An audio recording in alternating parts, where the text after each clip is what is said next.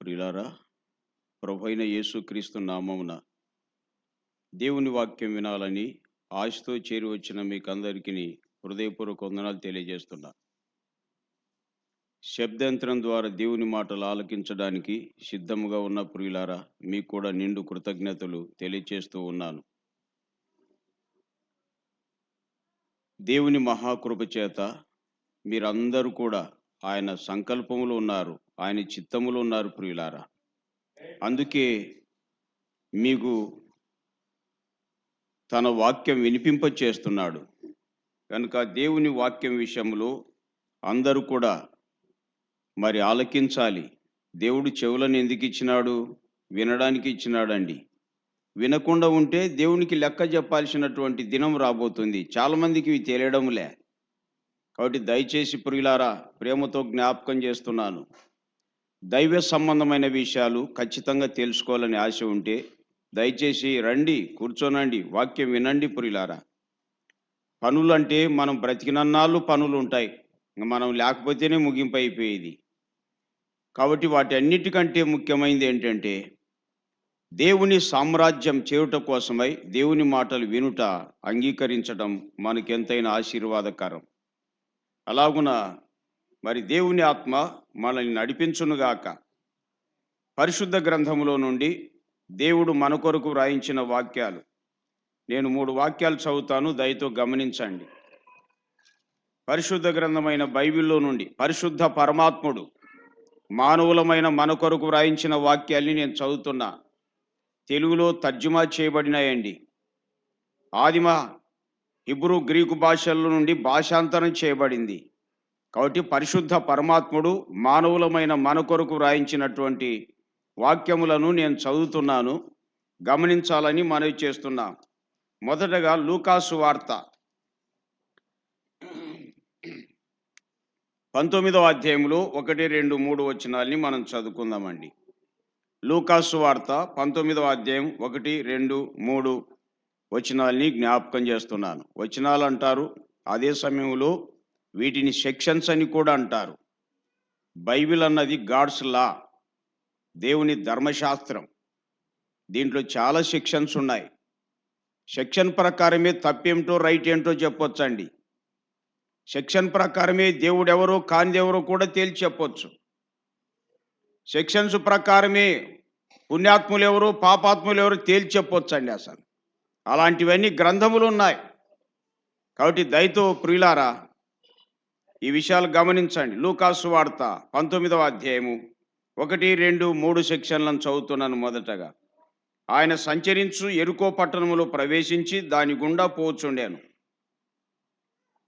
ఇదిగో, సుంకపు గుత్తదారుడును ధనవంతుడునైన జక్కయ్యను పేరుగల ఒకడు యేసు ఎవరో అని చూడగోరెను గాని పొట్టివాడైనందున జనులు గుంపు కూడి ఉన్నందువలన చూడలేకపోయాను. ఇందులో ఒక ప్రశ్నార్థకమైనటువంటి విషయం జ్ఞాపకం చేస్తున్నా. యేసు ఎవరో అని ఒక ఆయనకు ఆలోచన వచ్చింది, చూడాలనుకున్నాడని. యేసు ఎవరో, అది ప్రతి ఒక్కరికి ఈ ఆలోచన రావాలండి. రెండో మాటగా జ్ఞాపకం చేస్తున్నాను, మార్క్స్ వార్త గమనించండి. మరొక మాట నేను జ్ఞాపకం చేయాలని ఇష్టపడుతున్నా. మార్క్స్ వార్త 4వ అధ్యాయం 41వ వచనం, 4:41. వారు మిక్కిలి భయపడి ఈయన ఎవరో, గాలియు సముద్రమును ఈయనకు లోబడుచున్నవని ఒకనితో ఒకడు చెప్పుకొనిరి. ఇక్కడ ఒక ఓడలో దోణిలో ఉన్నటువంటి వారు ఆయన దగ్గరికి వచ్చి ఆశ్చర్యపడి ఈయన ఎవరో, ఈయనకు గాలి సముద్రము లోబడుచున్నాయని చెప్పుకున్నారండి. అది ఈయన ఎవరో. మూడో మాటగా జ్ఞాపకం చేస్తున్నా. యోహాను సువార్త 4వ అధ్యాయం 42వ సెక్షన్ చదువుకుందామండి. యోహాను సువార్త 4వ అధ్యాయం 42. మా మట్టుకు మేము విని ఈయన నిజముగా లోకరక్షకుడని తెలుసుకొని నమ్ముచున్నామని. ఇక్కడ 3వ వాక్య భాగములో ఈయన నిజముగా లోకరక్షకుడని వాళ్ళ మట్టుకు వాళ్ళు తెలుసుకొని వారు నమ్మారండి. అది ప్రభు ఈ 3 వాక్యాల్ని మన కొరకై దీవించి వరించి వినిపించున్నట్లుగా దేవుని ఆత్మ సహాయం కోసం నేను కూడా ఒక మాట ప్రార్థన చెప్తాను. పరిశుద్ధుడవైన పరలోకపు మా తండ్రి, ఘనమైన దేవ, మీకు స్తోత్రములు చెల్లిస్తున్నా. మీరు మా కొరకు వ్రాయించిన వాక్యం మేము చదువుకున్నాం.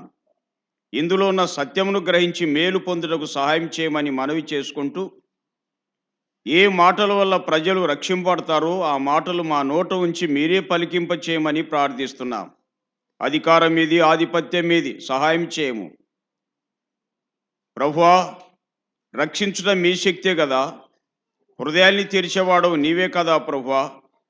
పాపమును గురించి, నీతిని గురించి, తీర్పును గురించి ఒప్పింపచేయు ఆత్మరూపి నీవే కదా. మీ కార్యం మీరే జరిగించమని ప్రార్థన చేస్తున్నా.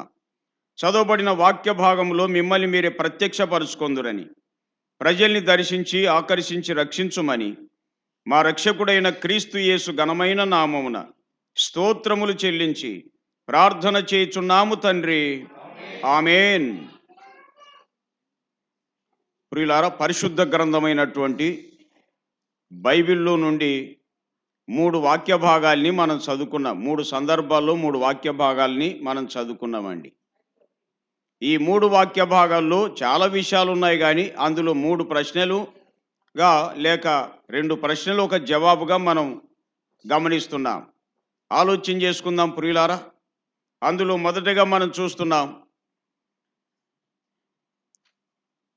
ఒక జక్కయ్య అన్నటువంటి ధనవంతుడు మొదటి శతాబ్దంలో. బైబిల్లో వ్రాయబడినటివన్నీ కూడా కథలు కాదండి, ఊహతో చెప్పినేటివి కాదు.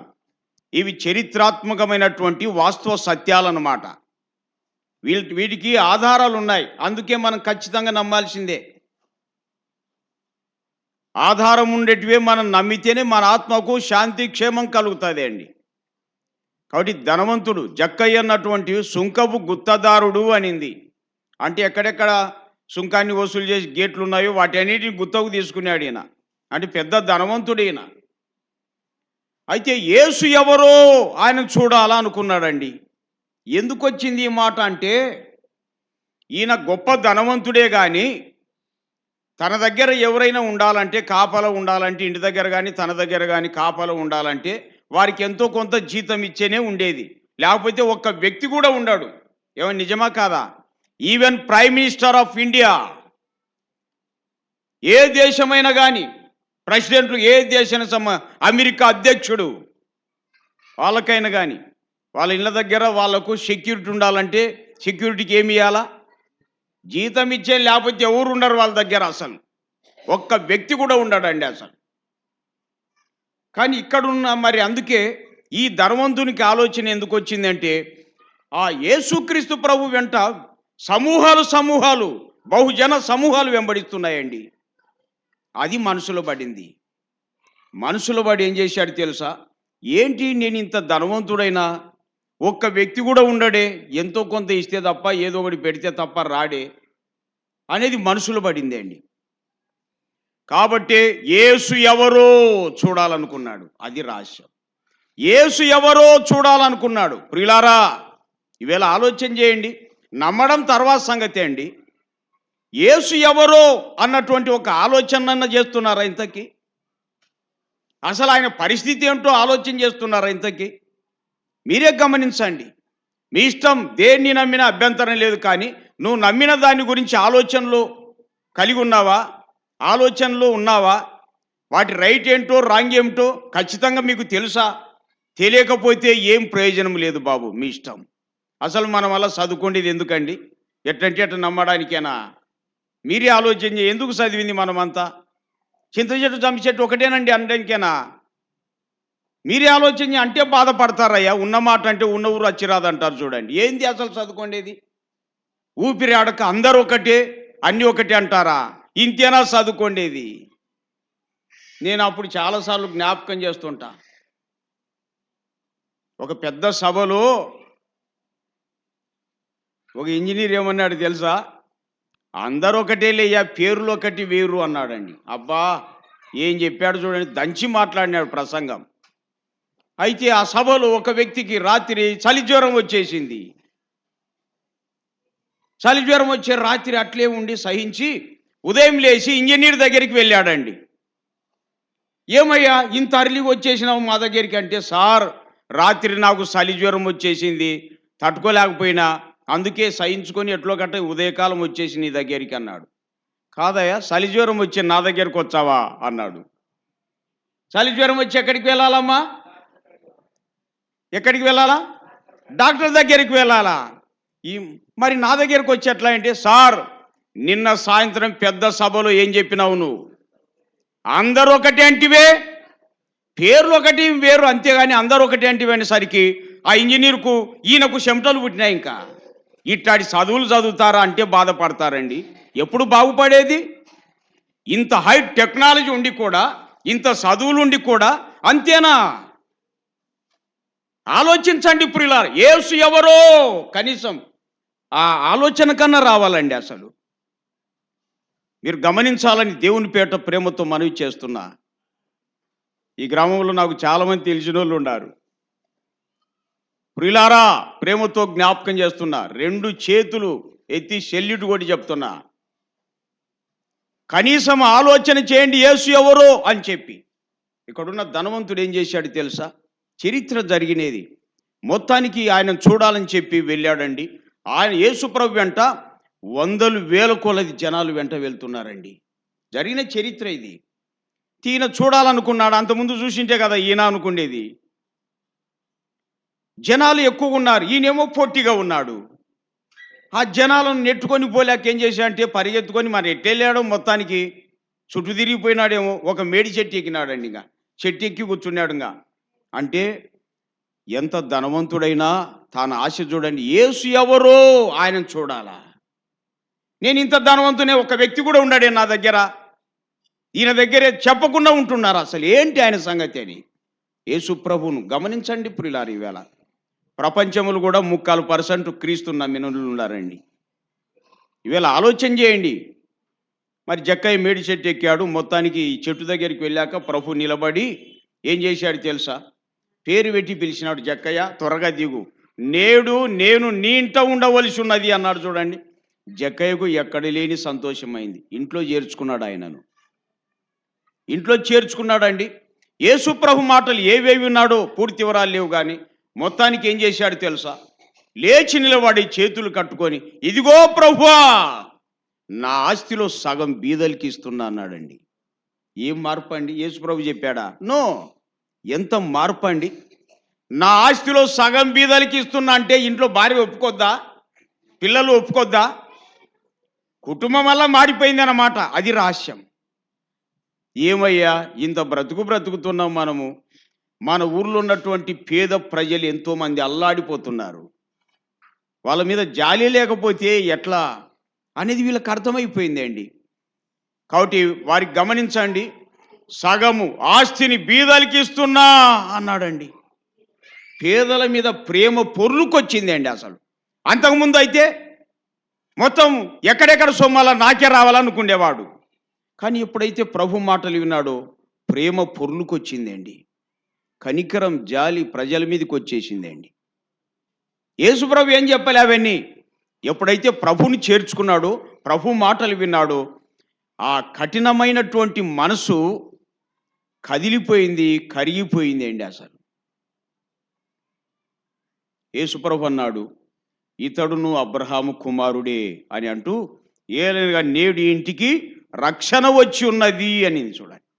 కాబట్టి యేసు ఎవరో అని ఎప్పుడైతే ఆలోచనలో పడి యేసు ప్రభును చూశాడో, యేసు ప్రభుని చేర్చుకున్నాడో, ఆయన మాటలు విన్నాడో, ఇంటి వాళ్ళందరూ కూడా రక్షణ పొందారండి. దీన్నే పాపక్షమాపణ, ఆత్మరక్షణ అంటారు. కాబట్టి వేళ ప్రియులారా, యేసు ఎవరు అనే దాని మీద కొన్ని విషయాలు నేను జ్ఞాపకం చేయబోతున్నా. ఆ దినాల్లో ఆలోచన చేసి కుటుంబాన్ని అంతా రక్షించుకున్నాడు జక్కయ్య, తాను రక్షింపబడ్డాడు జక్కయ్య. ఈవేళ మీ సంగతి ఏంటి? ఆలోచన చేయండి. జీవితం శాశ్వతం కాదు, మీ ఇష్టం. ఈరోజు ఆఖరి రోజు అయింది అనుకోండి, ఏమన్నా తీసుకెళ్తామండి? మన పలుకుబడి, మన ఉద్యోగాలు, ఆస్తులు, అంతస్తులు ఏమన్నా తీసుకెళ్తామా? నథింగ్. పోయేటప్పుడు నీవు ఏడ్చెదరే కానీ ఎవ్వరు రారయ్యా నీ వెంట, పోయేటప్పుడు నీవు ఏడ్చెదరే కాని ఎవ్వరు రారయ్యా నీ వెంట.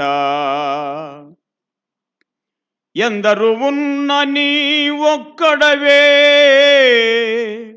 ఎందరు ఉన్న నీ ఒక్కడవే, రాలిపోదువో నీవు కూలిపోదువో, తెలియదుగా నీకు ఏ గడియో.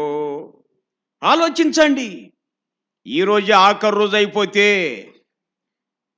సత్యాన్ని తెలుసుకోకుండా వెళ్ళిపోతే చాలా పరిస్థితులు తారుమారైపోతాయండి, అసలు తారుమారైపోతాయి. అందుకే యేసు ఎవరు అనేది జ్ఞాపకం చేయబోతున్నా.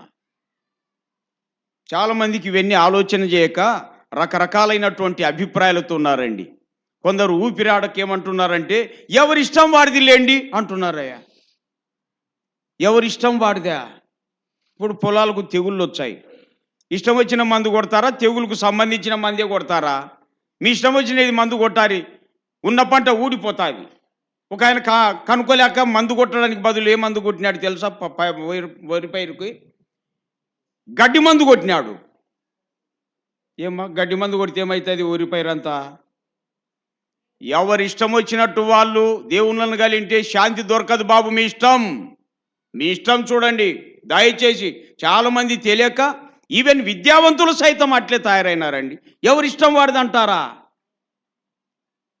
మరొకటి, పరీక్షలు రాస్తారు కదా చదువుకునే వాళ్ళు, మీ ఇష్టం వచ్చినట్టు రాయండి, పాస్ అవుతారా? మీరే ఆలోచన చేయండి. కాబట్టి దైవ విషయంలో కూడా ఎవరిష్టం వచ్చినట్టు వాళ్ళు వెళితే పాపక్షమాపణ లేదు, పరలోకంలో ప్రవేశింపుని ఉండదు, దేవుని దగ్గరికి వెళ్ళే ప్రసక్తి ఉండదండి. మీ ఇష్టం. యేసు ఎవరు జ్ఞాపకం చేయబోతున్నా. ఎవరిష్టం వారిది కాదు, ఖచ్చితంగా దేవుని ఇష్ట ప్రకారమే ఉండాలి. ఇలాంటి చెప్పుకుంటూ వెళితే చాలా ఉన్నాయండి. అసలు ఇంకా మరికొందరు తెలుసుకోలేక ఏం చేస్తున్నారు తెలుసా?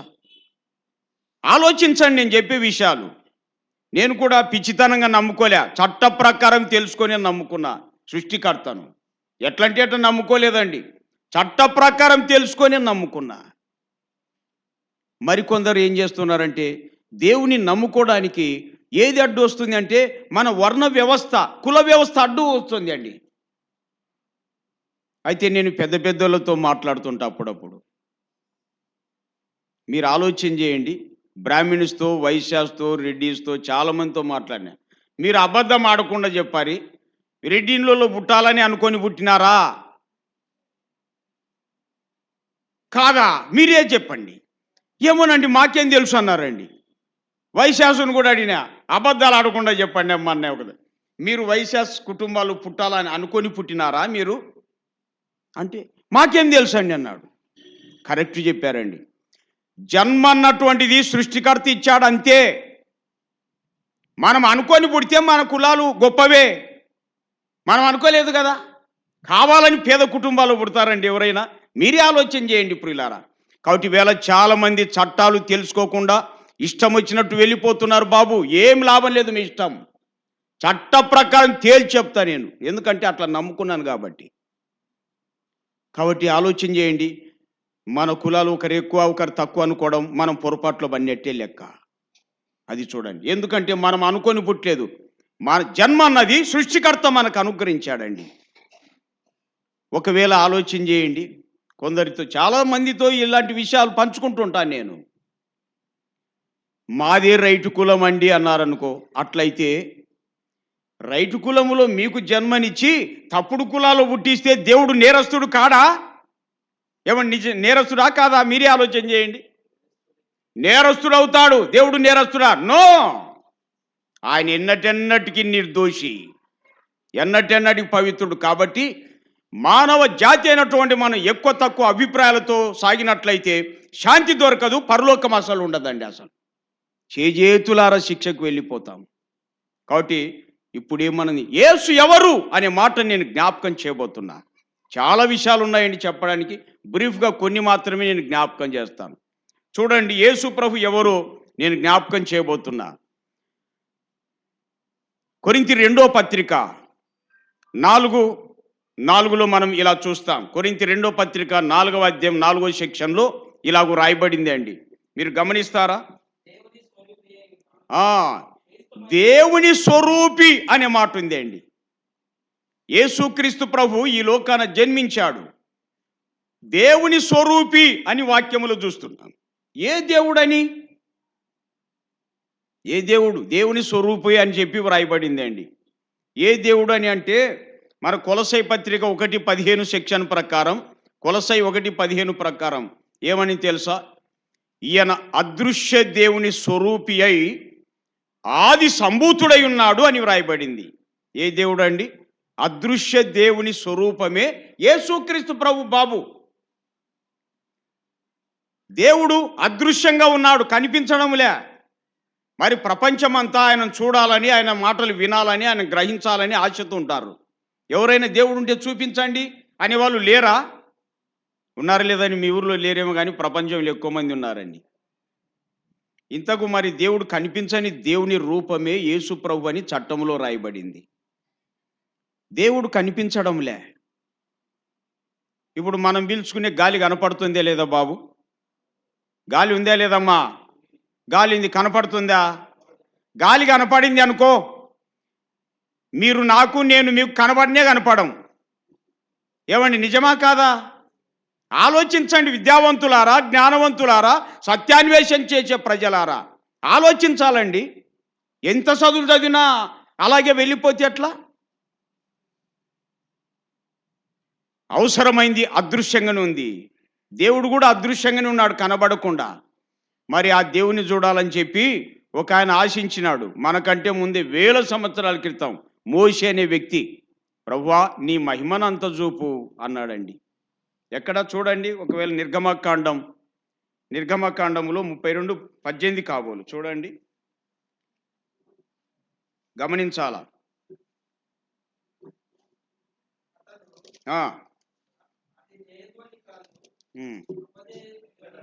ఓకే, నేనే జ్ఞాపకం చేస్తున్నాను. చాలా అవసరమైనటువంటి మాటలు ఇవన్నీ. ఓకే, 33:18. ఓకే, నిర్గమాకాండం 33:18 అండి. దయచేసి నీ మహిమను నాకు చూపు అన్నాడండి. అప్పుడు 20 వచనములు ఏమన్నాడు దేవుడు? మరియు ఆయన నా ముఖం చూడజాలవు, ఏ నరుడును నన్ను చూచి బ్రతకడు అని చెప్పాడండి. అందుకే దేవుడు అదృశ్యంగా ఉన్నాడు, కనబడకుండా ఉన్నాడు బాబు. రేపు ఉదయం సూర్యుడు ఉదయిస్తాడు కదా, మధ్యాహ్నం వస్తాడు కదా, అందరు సూర్యుని వైపు చూడండి, చూస్తామా? కళ్ళు ఉంటాయా? సృష్టింపబడినటువంటి సూర్యునే చూడలేము, సృష్టికర్తని ఎలా చూస్తాం? అందుకనే దేవుడు చెప్పాడు, మోషే నువ్వే కాదు, ఏ నరుడు కూడా నన్ను చూచి బ్రతకడు అని చెప్పాడండి. అట్లయితే మనమందరం బ్రతకాలంటే దేవుడు కనిపిస్తే మేలా, కనబడకుండా ఉండడం మేలైందా? కనబడకుండా ఉండడం మేలైపోయింది. అది చూడండి.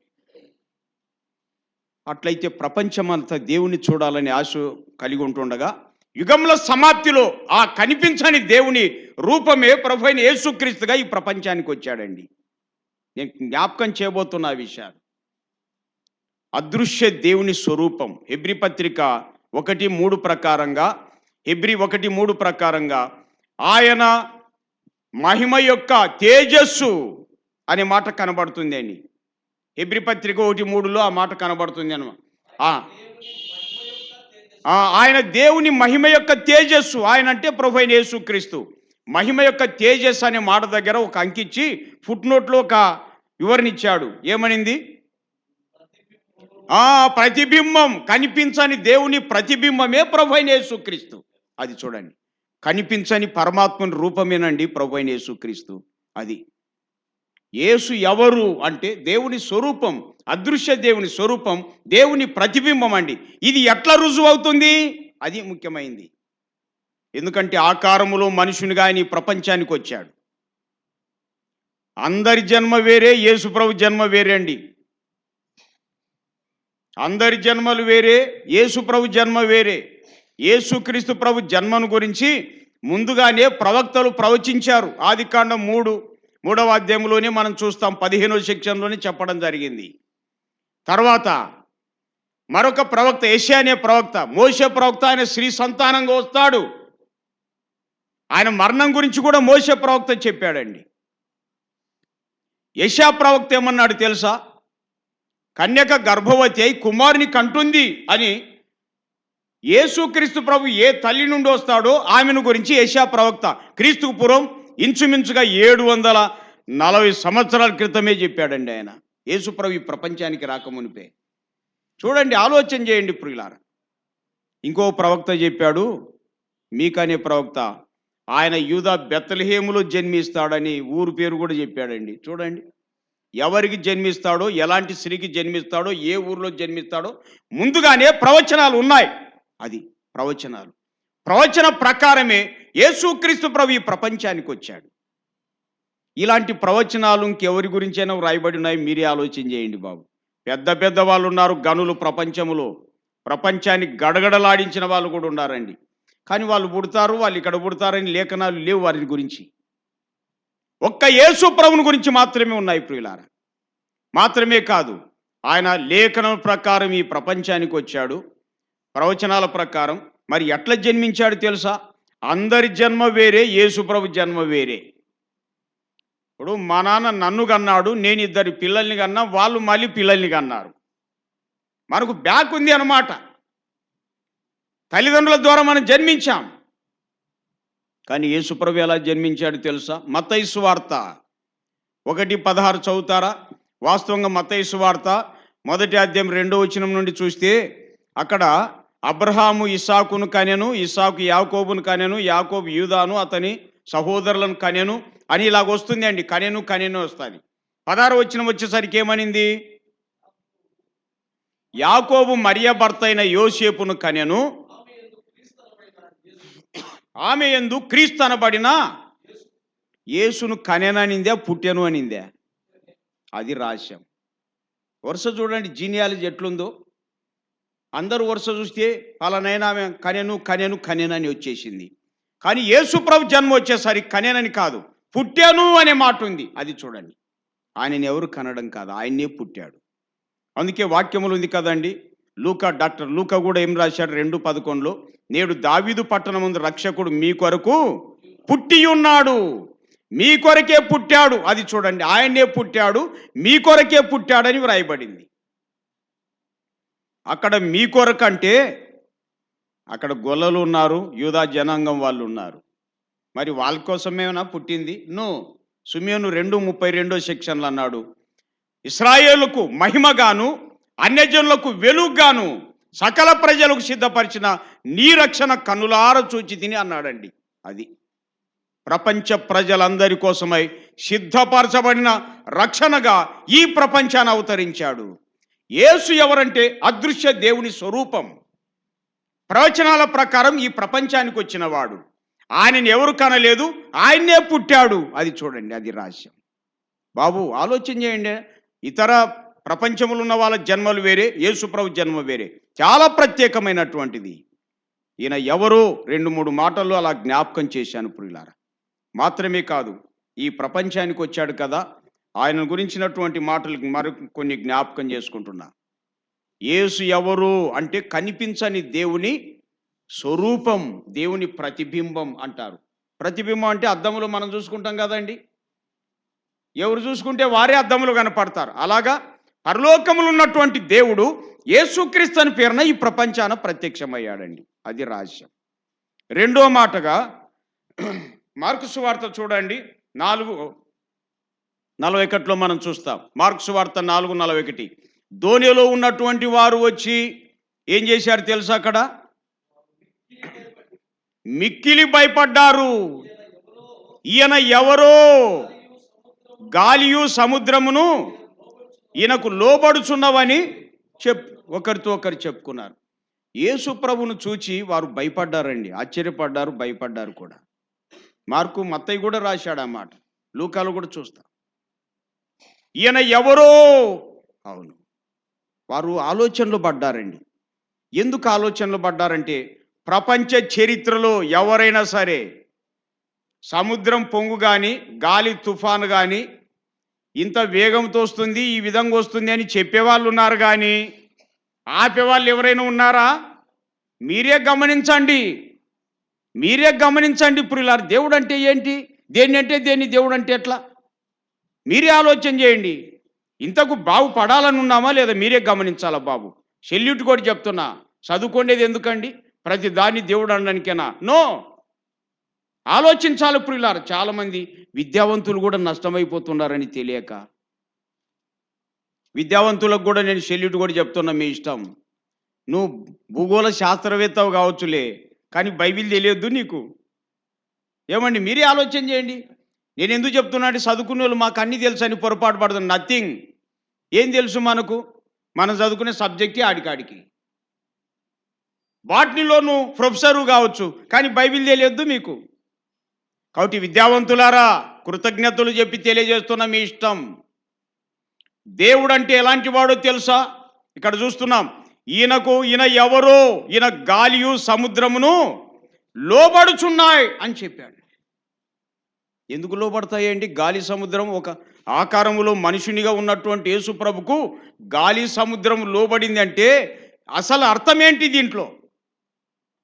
ఆది కాండములో మనం చూసినట్లయితే మొదటి అధ్యాయములో దేవుడు ఆదియందు భూమ్యాకాశములను మొత్తం సృజించాడండి. సృష్టికర్త మొత్తాన్ని సృజించాడు ఆయన.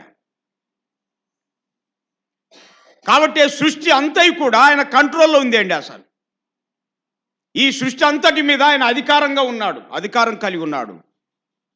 చూడండి, మాటతోనే ప్రతిదీ ఏర్పాటు చేసిన విధానం మనం గమనిస్తాం. మొత్తం ఈ భూమి ఆకాశం అంటే చేశాడండి. ఇంత మట్టి ఎక్కడి నుండి తెచ్చినాడు ఇంతకాయన? నేను చాలా ఆలోచన చేస్తుంటానండి, నమ్మాను కానీ చాలా వరకు స్టడీ చేస్తుంటా. ఎక్కడి నుండి తెచ్చాడు ఇంత మట్టి? మనకు దొరకకనే వాళ్ళ ఇళ్ళని అడుగుతుంటాం, డబ్బు ఇచ్చి కొనుక్కుంటుంటాం మట్టి దొరకక ఒక్కోసారి. ఇంత భూమండలాన్ని, ఆకాశ మండలం, నక్షత్ర మండలం, మేఘ మండలం, వాయుమండలం, శూన్యం, చాలా మండలాలు ఉన్నాయి. అసలు ఎట్లా చేశాడు ఆయన? ఆ సృష్టికర్తనే యేసుక్రీస్తుని పేరున ఈ ప్రపంచానికి వచ్చాడండి. ఎక్కడి నుండి కలగజేశాడు సృష్టిని అంటే? అవుట్ ఆఫ్ నథింగ్, శూన్యములో నుండి సృష్టిని చేశాడు ఆయన. లేని దాంట్లో నుండి ఉన్నది కలగజేసేవాడే దేవుడు. ఆ దేవుడు యేసుక్రీస్తుని పేరున వచ్చి గాలిని సముద్రంతో మాట్లాడాడండి, గద్దించినాడు. అసలు గాలితో నీళ్లతో మాట్లాడే వాళ్ళు ఎవరైనా ఉన్నారా బాబు? మీ ఊరిలో ఉంటే చెప్పారు, నేను నమ్ముకుంటా మీకంటే ముందే ఆయనే దేవుడు. ఏమనుకున్నారు దేవుడు అంటే? దేన్ని అంటే దేన్ని దేవుడు అంటే? పొరపాటు కాదా? ఉన్నమాట అంటే ఉన్న ఊరు అచ్చిరాదంటారు. ఏంటి చదువుకోండేది మనము? ఎట్టంటే ఎట్ట నమ్మడానికేనా? మీరే ఆలోచన. గాలితో సముద్రం నీళ్లతో మాట్లాడే వాళ్ళు ఎవరైనా ఉన్నారా? ఉంటే మీరే గుర్తు చేయండి. మీ అందరికంటే ముందు రెడీగా ఉన్నా నేనే నమ్ముకోవడానికి. దేవుడు శూన్యములో సృష్టి చేసిన వాడే యేసుక్రీస్తుని పేరున ఈ ప్రపంచానికి వచ్చాడండి. ఈయనకు గాలి సముద్రం లోబడుతుంది అంటే ఆత్మస్వరూపిగా ఉన్నప్పుడు సృష్టిని అంతటిని చేశాడు ఆయన. మానవునికి వచ్చినప్పుడు దాన్ని రుజువు చేస్తున్నాడు అన్నమాట. సముద్రంతో గాలితో మాట్లాడాడు, నిమ్మలంగమ్మని పలికినప్పుడు నిమ్మలం అయిపోయిందండి.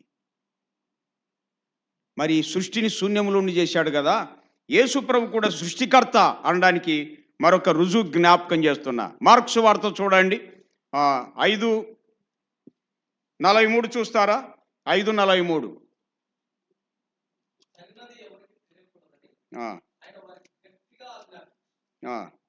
మంచిది. ఇంకా 43 చదివాం కదా, 41 నుండి చూడు బాబు. చిన్నదాన్ని చేయబట్టి తలితాకుమి చెప్పాను, ఆ మాటకు చిన్నదానాలు లెమ్మని నీతో చెప్పుచున్నాను. ఇక్కడ గమనించండి, యాయిరు అనే అధికారి కుమార్తె 12 ఏండ్ల అమ్మాయి అండి. ఎన్ని ఏండ్లు? 12 ఏండ్ల అమ్మాయి. సావు బ్రతుకులు ఉన్నప్పుడు వాళ్ళ నాన్న వెళ్ళాడు ప్రభు దగ్గరికి, వెళ్ళి పాదాల మీద పడి, నా కుమార్తె ఇలా ఉంది అయ్యా, స్వస్థపరచాలని బ్రతిమలాడుతుంటే ఇంటి నుండి కొందరు వచ్చి, అయ్యా నీ కుమార్తె ఇప్పుడే చచ్చిపోయింది, ఇక బోధకుని ఎందుకు శ్రమ పెడతా ఉన్నాడు. 35వ సెక్షన్ నుండి మనం చూస్తాం. అప్పుడు ప్రభు అన్నాడు, భయపడకుము, నమ్మికొంచు అంతే, భయపడొద్దు అన్నాడు. చూడండి, యేసు ప్రభు వెళ్ళాడు. వెళ్ళి ఏం చేశాడు తెలుసా? అమ్మాయి చనిపోయింది. మత్తయి సువార్తలో చనిపోయి నిద్రపోతుంది అంటే ఎగతాళి చేశారు యేసు ప్రభుని. ఇక్కడ కూడా అలాగే జరిగింది. మీరు గమనించండి. యేసుక్రీస్తు ప్రభు అక్కడికి వెళ్ళాడు. వెళ్ళితే ఏం జరిగింది? ప్రాణం పోయింది, జీవాత్మ బయటికి వెళ్ళిపోయింది. ఇంకెవరు రప్పిస్తారు? ఇప్పుడు జీవాత్మ శరీరంలో నుండి శూన్యమైపోయింది, బయటికి వెళ్ళిపోయింది అండి. లోపల శూన్యమైనటువంటి జీవాత్మను మళ్ళీ ఏమన్నాడు ఆయన? అమ్మాయి చేయబట్టుకొని తలు తాకుమి అన్నాడు. తలి తాకుమి అన్నాడండి. Aramaic language. దాని తెలుగులో చిన్నదానా లెమ్మని నీతో చెప్పుచున్నాను అన్నాడండి. లేని జీవాత్మను మళ్ళీ రప్పించి బ్రతికించినాడు. అది చూడండి. శూన్యములో నుండి సృష్టిని కలుగజేసిన సృష్టికర్తనే యేసుక్రీస్తు అను పేరున వచ్చి లేని జీవాత్మను మళ్ళీ రప్పించాడు, లేని ప్రాణాన్ని మళ్ళీ రప్పించాడండి. అందుకే సృష్టి నిర్మాణకుడు అని అర్థమైపోయింది. యేసు ఎవరు? సృష్టికర్త. యేసు ఎవరు? జీవాత్మను ఆ శూన్యమైనటువంటి వాటిలో నుండి మళ్ళీ రప్పించేవాడు, సృష్టిని రప్పించేవాడండి. అది మనకు స్పష్టంగా తెలిసిపోతుంది అండి. కాబట్టి బాబు, అమ్మ, పెద్దలారా, జ్ఞానవంతులారా, మరొక దారి లేదు, మీరు గమనించాలని దేవుని పేట ప్రేమతో మనవి చేస్తున్న మీ ఇష్టం. మరొక దారి ఏ గ్రంథమన చదువుకో, ఎవరి గురించైనా స్టడీ చేయండి బాబు. సృష్టికర్త ఆలోచన చేసుకుందాం. మరొకటి జ్ఞాపకం చేస్తున్నాం. శూన్యములో నుండి సృష్టిని కలగజేసిన వాడే ప్రభువైన యేసుక్రీస్తుగా మనం జ్ఞాపకం చేసుకుంటున్నాం ప్రియులారా. రెండో మాటగా నేను జ్ఞాపకం చేసి, యేసు ఎవరు? ఆదికాండం 2వ అధ్యాయంలో 7వ సెక్షన్లో ఇలా వ్రాయబడింది. దేవుడైన యెహోవా నేలమంటితో నరుని నిర్మించి అనే మాట ఉంది. ఉందా లేదా అండి? వాని నాశకరంధం ద్వారా జీవాత్మగా నరుడు జీవాత్మాయను అనే మాట ఉంది. దేవుడు ఎవరయ్యా అంటే మట్టితో మనిషిని చేశాడని తెలిసిపోతుంది అండి. ఇక్కడ మట్టితో తన స్వరూపంలో తన పోలికలో చేశాడు. నాశకరంధ్రాలు అంటే ముక్కు రంధ్రాల ద్వారా జీవాయును ఊదినప్పుడు నరుడు జీవాత్మాయను అని వ్రాయబడింది అండి. జీవాత్మాయను. ఆయన పేరు ఆదామని పెట్టేశాడు. ఆయనలో నుండి ప్రకటన కంది స్త్రీని తయారు చేశాడు. వాళ్ళిద్దరిని జత చేశాడు. వారిలో నుండి మనం అందరం వచ్చేసాం. ఆత్మస్వరూపిగా ఉన్నప్పుడు, అదృశ్యంగా ఉన్న సమయంలో దేవుడు మట్టితో మనిషిని చేశాడు. ఆయనే యేసు ప్రభు అని చెప్పడానికి రుజువు ఏమిటంటే, యోహాను సువార్తలో 11వ అధ్యాయం తెలుసు కదండి. ఒక లాజర్ అనే వ్యక్తి చనిపోయి సమాధి చేయబడ్డాడు. ఏ ఊరిలో? ఊరు కూడా ఉంది అండి, బేతనీయలో ఊరు కూడా ఉంది. మీరు ప్రార్థనకు రాకపోతే బేతనీయకి వెళ్ళి చూడకపోతే ఇంకా ఎట్లా అర్థమవుతాయి సంగతులు? ప్రార్థనకు రమ్మంటే ఏవేవో అడ్డం పెట్టుకుంటారు. బైబిల్ వినడం అంటే మరీ కష్టం అయిపోయాయి. బైబిల్ చదవడం మరీ కష్టం. ఎట్లా మనం అసలు ఇంకా మీరు ఎట్లా సత్యం అర్థమవుతుంది? కలెక్టర్ కావాలన్నా కండక్టర్ కావాలన్నా చదవాలన్నా లేదా బాబు? నిజమైన దేవుడు భక్తి ఏంటో అర్థం కావాలంటే చదవాలా, వినాలా? మీరు దేనికి లేకపోతే ఎట్లా? అసలు లైఫ్ ఎలాగా ఆలోచన చేయండి. మానవ నిర్మాణకుడు కూడా అదృశ్యుడైన పరమాత్ముడే. ఆయన యేసు ప్రభుగా ఈ ప్రపంచానికి వచ్చాడు. బేతనీ అనే గ్రామంలో ఒక వ్యక్తి చనిపోయి సమాధి చేయబడ్డాడు. ప్రభు ఆ ఊరికి వెళ్ళి ఆ సమాధి దగ్గరికి వెళ్ళేసరికి ఎన్ని దినాలు అయిందండి? 4 దినాలు అయిందండి. 11:39 నుండి చదివితే రాయి తీసివేయమన్నాడు, సమాధి మీద ఉన్న రాయి. చనిపోయిన వాని సహోదరి ఏమన్నది, ప్రభువా ఇప్పటికీ 4 దినాలైంది, వాసన కొడుతుంటాడని చెప్పింది. కరెక్టే ఆమె చెప్పింది. మార్తా మార్తా, నువ్వు నమ్మితే మహిమను చూస్తావని చెప్పలేదా? దేవుని మహిమను చూస్తావని చెప్పలేదన్నాడు. మీరు గమనించండి. రాయిని తీసివేసినారు. ఎందుకు రాయిని వాళ్ళతో తీయించాడు? యేసుప్రభు తీయలేడా? ఎందుకు యేసుప్రభు తీయలేదంటే మనుషులు చేసే పని దేవుడు చేయడు. అది చూడండి రహస్యం. కొందరు దేవుడు ఉంటే నాకు అన్నం పెట్టమనండి అని అంటుంటాడు. కాలు చేతులు ఇచ్చింది ఎందుకు నీకు? తెలివి ఇచ్చింది ఎందుకు? ఆయన వండి పెట్టనీకేనా? కొంత ఆలోచన చేయొద్దండి. ఎట్లంటే ఎట్లా మాట్లాడతాం మనం ఒక్కోసారి. ఎందుకు? ఇవి తెలియక. మనుషులు చేసే పని దేవుడు చేయడు. అది చూడండి. ఏం అర్థమవుతుందా? మనుషులు చేసే పని దేవుడు చేయడండి.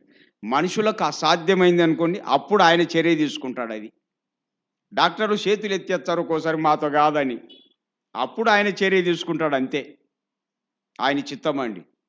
మంచిది. ఏమైంది తెలుసా? రాయి తీసివేశారు. తీసివేసిన తర్వాత ఏమైంది తెలుసా? భూమండలం మీద లేనటువంటి వ్యక్తి, చనిపోయి సమాధి చేయబడి కుళ్ళిపోయినటువంటి వ్యక్తితో పేరు పెట్టి పిలిచాడండి. ఏ పేరు అతని పేరు? లాజరు కమౌట్ అన్నాడు. బిగ్గరగా చెప్పాడండి. బయటికి రమ్ము అన్నాడండి. చూడండి, నేను ఒకటి జ్ఞాపకం చేస్తా. బ్రతికినంతోనే మాట్లాడలేము ఒక్కోసారి భాష రాకపోతే. నిజమా కాదమ్మా? ఇప్పుడు ఈ తెలుగు రాష్ట్రంలో తెలుగు మాట్లాడతాం, వేరే రాష్ట్రం వెళ్ళామనుకోండి, ఆ లాంగ్వేజ్ రాకపోతే, భాష రాకపోతే మాట్లాడలేం. బ్రతికిన వాళ్ళతోనే మానవులమైన మనం మాట్లాడలేం భాష రాకపోతే. కానీ యేసు ప్రభు చనిపోయి సమాజపడి కుళ్ళినటువంటి వానితో పేరు పెట్టి బయటికి రప్పించాడండి. ఎందుకో తెలుసా? మట్టితో మనిషిని చేసిన పరిశుద్ధ పరమాత్ముడే, అదృశ్యుడైన దేవుడే దృశ్యమైన క్రీస్తు యేసుగా ఈ ప్రపంచానికి వచ్చి భూమండలం మీద లేనటువంటి మనిషిని మళ్ళీ రప్పించాడండి. కారణం మానవ నిర్మాణకుడు ఆయన. యేసు ఎవరు? సృష్టి నిర్మాణకుడు, మానవ నిర్మాణకుడు. మరి ఈ ప్రభును మీరు తెలుసుకున్నారా బాబు? మీరే ఆలోచన చేయండి. ఈ ప్రభుని తెలుసుకున్నారా? గమనించాలి, ఎన్నో విషయాలు ఉన్నాయని నేను సమయాన్ని బట్టి కొద్దిగా మాట్లాడుతున్నా. మనందరి పరిశుద్ధ పరమాత్ముడే యేసుక్రీస్తు ప్రభుగా ఈ ప్రపంచానికి వచ్చాడు. సృష్టి నిర్మాణకుడు, మానవ నిర్మాణకుడు. చివరిగా మనం చూస్తున్నాం, మూడో లైన్లో మనం జ్ఞాపకం చేసుకుంటున్నామండి. మరొక వచనం, యోహాను సువార్త 4వ అధ్యాయం 42వ సెక్షన్లో సమరయులు మాట్లాడుతున్నారండి. ఏమన్నారు సమరయులు తెలుసా?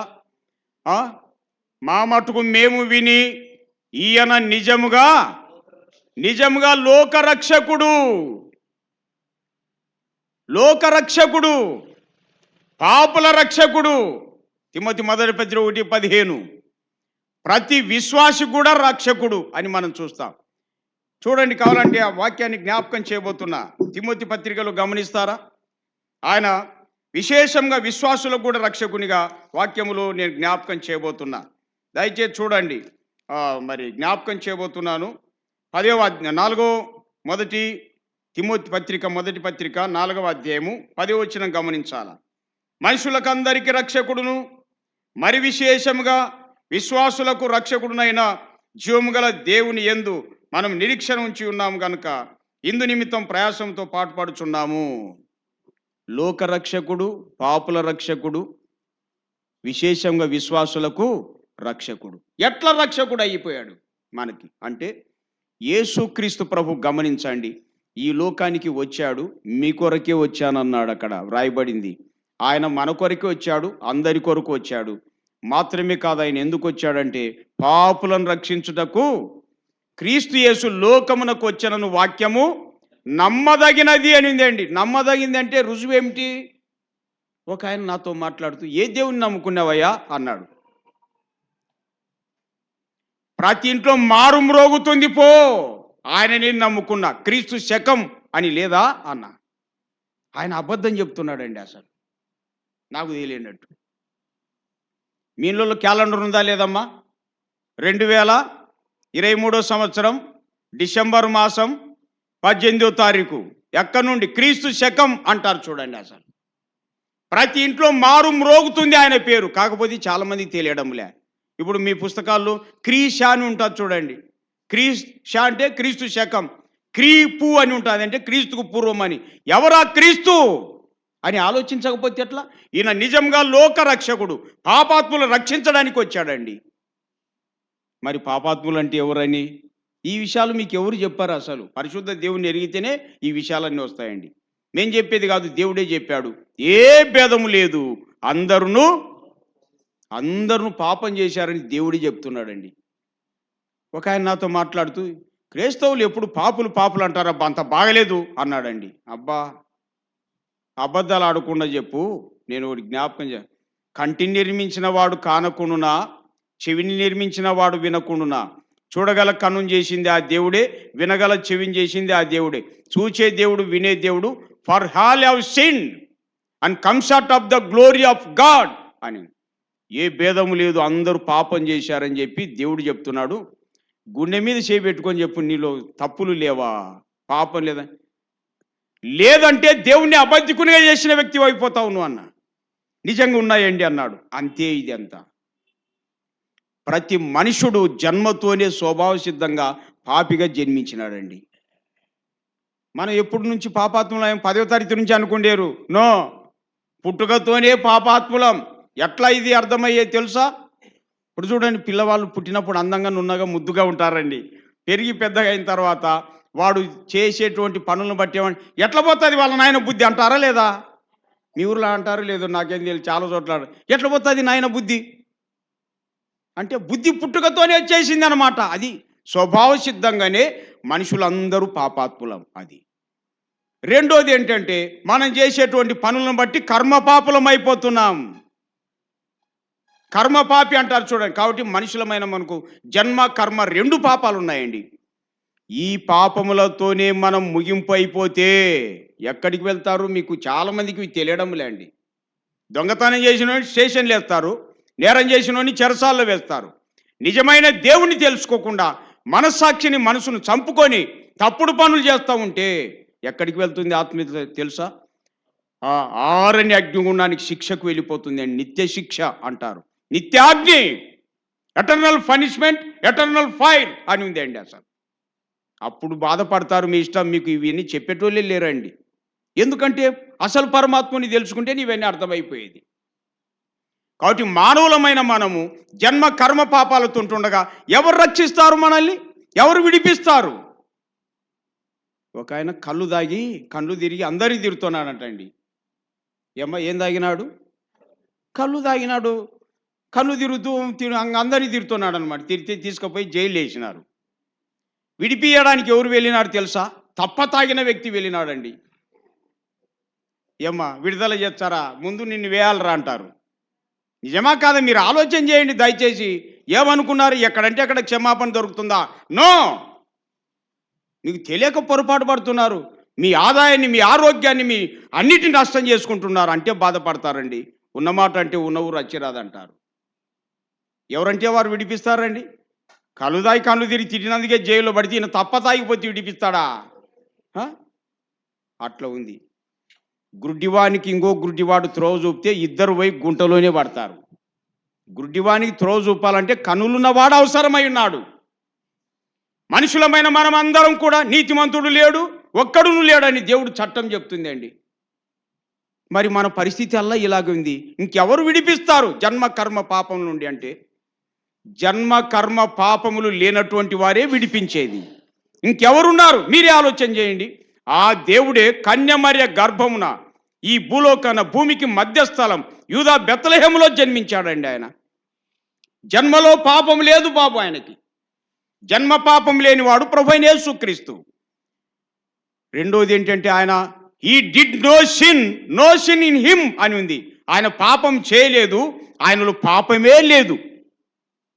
హీ న్యూ నాట్ సిన్ అని వ్రాయబడింది.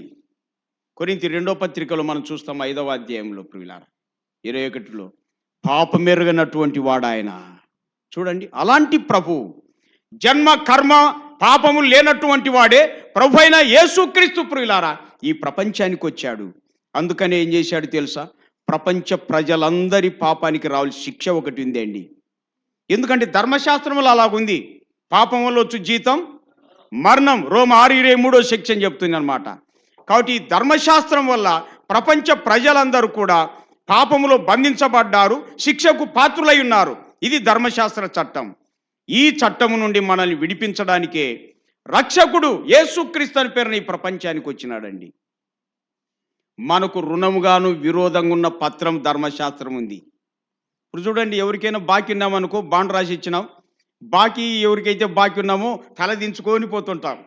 ఎందుకు? ఎక్కడ అడుగుతాడో ఏం విన్నాలే ఆయన అడగలే, మరి ఇవ్వకుండా ఉండవి అని అంటారండి.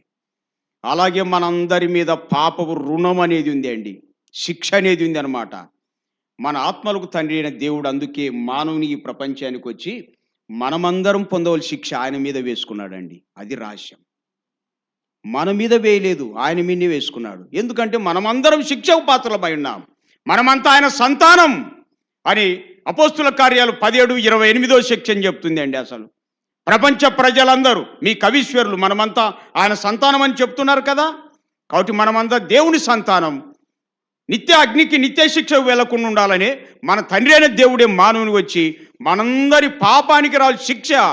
ఆ పాప భారాన్ని, దాని శిక్షను ఆయన్నే తన మీద వేసుకున్నాడండి.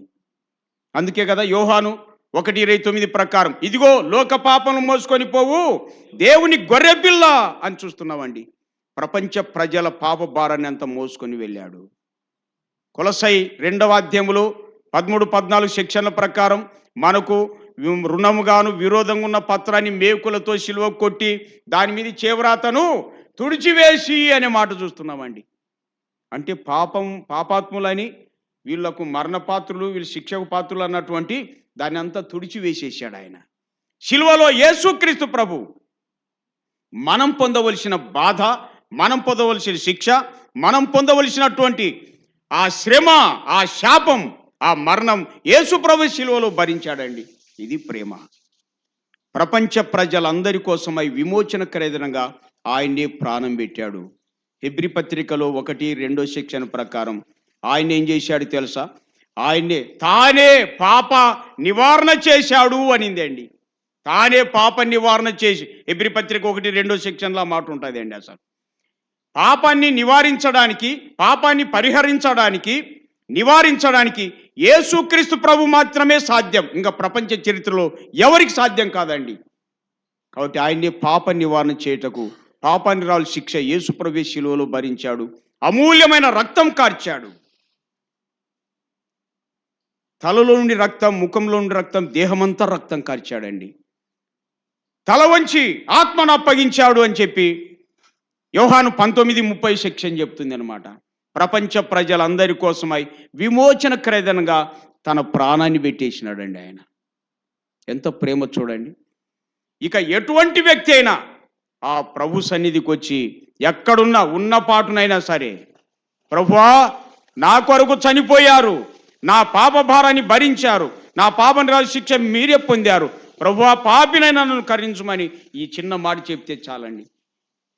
ప్రభు వారిని ప్రేమిస్తాడు, వారిని క్షమిస్తాడు, వారిని రక్షిస్తాడు ప్రియులారా.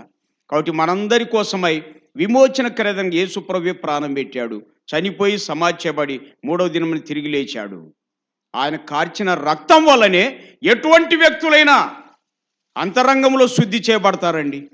యేసు ప్రభువుని నమ్మితే ఆస్తులు అంతస్తులు కాదు మారేది, మన రంగు కాదు మారేది, మనసు మారుతుంది, మన బుద్ధి మారిపోతుంది అండి. అసలు నూతన స్వభావం వచ్చేస్తుంది అండి. అది రహస్యం.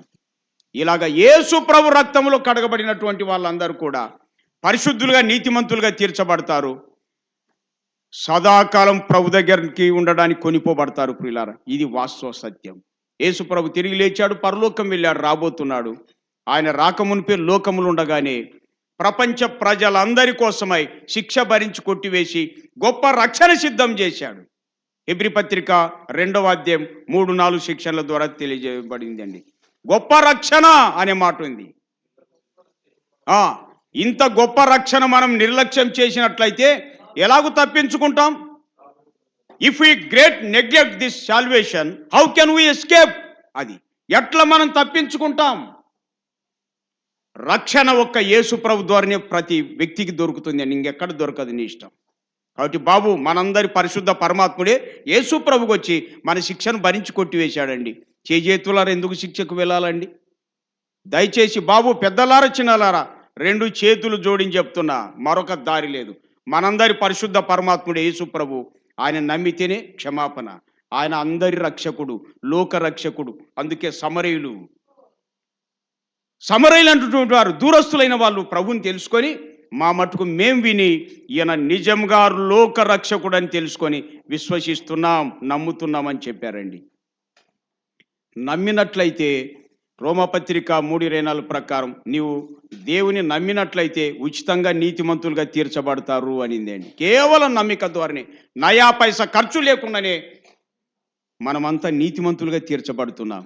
ఈ నీతిమంతులే మత్తయి సువార్త 13:43 సెక్షన్ ప్రకారం, 13:43 ప్రకారం నీతిమంతులు తమ తండ్రి రాజ్యములో సూర్యుని వలె తేజరిల్లుదురు అని వ్రాయబడిందండి. అమ్మా, ఈ లోకములు ప్రభుని నమ్మితే రకరకాలుగా మాట్లాడవచ్చు, కానీ లోకం విడిచాకుంది అండి, అంత మహిమ ఉంది ప్రియులారా.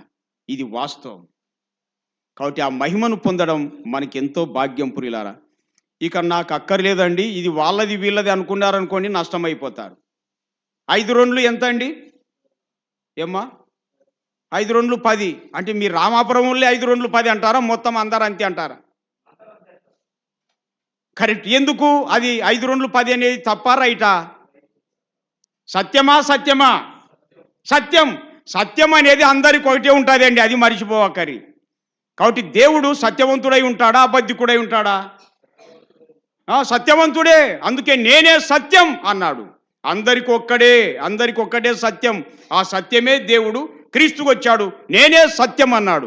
కాబట్టి ఒక్క యేసు ప్రభుని నమ్మితేనే పాపక్షమాపణ, ఆత్మరక్షణ, పరలోక ప్రాప్తి ఉంటుందండి. దయచేసి పెద్దలారా, చిన్నలారా మీకు అందరి సెల్యూట్ కూడా చెప్తున్నా. అందరూ ప్రభుని నమ్ముకొని ధన్యులు కావాలా. ఈయన ఎవరు? దేవుడు. యేసు ఎవరు? అధికారి సమస్తానికి. ఈయన నిజముగా లోక రక్షకుడు ప్రియులారా. ఈయన నమ్ముకొని ధన్యులు కావాలని దేవుని పేట ప్రేమతో మనవి చేస్తున్న. అక్కర్లేదని త్రోసివేస్తే అక్కడే మత్తయి సువార్త 13:41-42 వచనాల్లో అగ్నిగంధకములతో మండే గుండములో పాలు పొందుతారు అనిందండి. అక్కడ బాధ, ఏడుపు, పండ్లు కొరుకుట ఉండుననే మాట ఉంది. ఎందుకు బాధపడతారంటే మా ఊరికి వచ్చి చెప్పిరే ఎందుకు నమ్మకపోతేమని. ఏడుస్తారని ఉంటుంది. బంగపోయి చెప్పిరు కదా నమ్ముకోమని అని. పండ్లు కొరుకుతారనింది. పండ్లు ఎందుకు కొరుకుతారు తెలుసా? మా కులమోడే చేశారా, వాళ్ళ దేవుడు వీళ్ళ దేవుడు అని నమ్ముకోకుండా అని ఒకరి మీద ఒకరు పండ్లు కొరుకుతారు. ఏం లాభం? చేతులు గాలిన కాకులు పట్టుకోవడం. కాబట్టి బ్రతికుండగానే ప్రభుని నమ్ముకొని ధన్యులు కావాలని దేవుని పేట మనవి చేస్తున్నా. ప్రభు ఈ వాక్యాలు మనకై దీవించును గాక. ఆమేన్. ప్రార్థన. ప్రేమగల ప్రభు మీకు స్తోత్రములు. చెప్పబడిన ఈ వర్తమాన వాక్యం విన్న వాళ్ళందరి హృదయంలో కార్యరూపం దాల్చినట్లు సాయం చేయమని, నమ్మిన బిడ్డల్ని స్థిరపరిచి బలపరచమని మనవి చేసుకుంటూ, దేవా ఈ వాక్యాలు వినటానికి సమయాన్ని వెచ్చించిన ఈ ప్రజలందరినీ కూడా వర్ధిల్ల చేయమని మా ప్రభువైన యేసుక్రీస్తు నామమున స్తోత్రములు చెల్లించి ప్రార్థన చేయుచున్నాము తండ్రి. ఆమేన్. అందరికీ వందనాలు.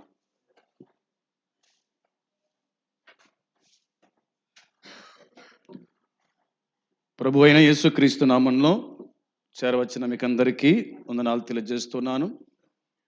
దేవుని దాసులు పెద్దలు రాజరవణ గారు చక్కని వాక్యాన్ని మనకు మన గ్రామానికి అందించాడు. కాబట్టి యేసుక్రీస్తును నమ్మి రక్షణ మారుమనసు పొంది పాపక్షమాపణ పొంది దేవుని రాజ్యం చేరాలని మీ అందరికీ ప్రభు పేరట మనవి చేస్తున్నాను. చివరి ఆశీర్వాదం తీసుకొని మనం ముగించుకుందాం. తండ్రి అయిన దేవుని ప్రేమ, ప్రభు అయిన యేసుక్రీస్తు కృప, పరిశుద్ధాత్మ సన్నిధి సహవాసం కూడి వచ్చిన మనకు సకల పరిశుద్ధులకు ఇప్పుడు ఎల్లప్పుడు సదాకాలము తోడై ఉండును గాక. ఆమేన్. అందరికీ ప్రభు పేరట వందనాలు.